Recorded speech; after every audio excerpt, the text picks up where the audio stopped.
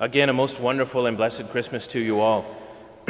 Friends, to all of you parents, or maybe aunts and uncles, or maybe grandparents, if you've ever lost a child before, you know how heart-wrenching that can be. In that time when you can't find your child, how all kinds of things go through your head, and how it just turns the insides.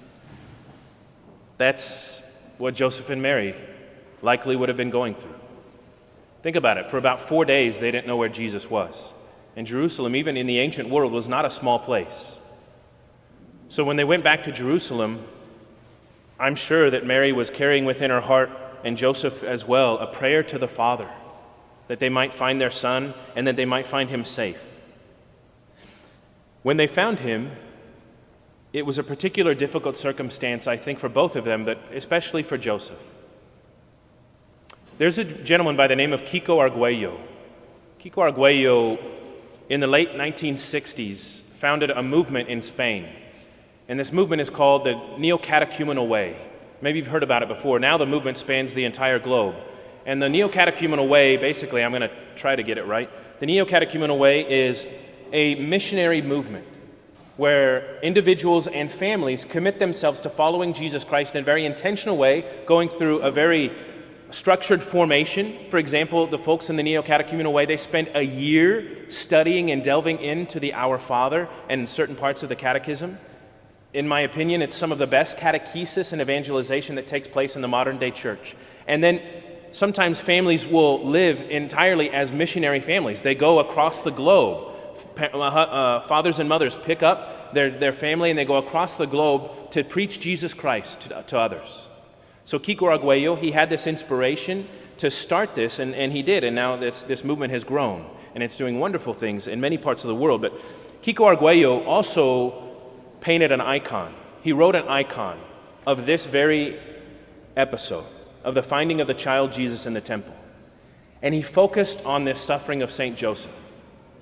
What he did is when he painted the face of Joseph, he took the face from the Shroud of Turin. So the face of Christ from the Shroud of Turin, and he reproduced that face, but on Joseph, to show the death to self that Joseph went through on that day. Let me explain what I mean by that. Why is that important?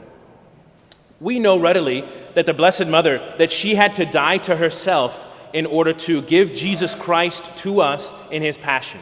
And maybe you've never thought about this before, but when Mary presented the Lord Jesus in the temple, Simeon grabbed the child Jesus into his arms, and he said, after he said, "This is finally the one that we've waited for," I just can't think of the words right now, all of a sudden they're escaping me. But he said at the very end, he looked at Mary and he said, "This child will be a sign of contradiction, and your own heart a sword shall pierce."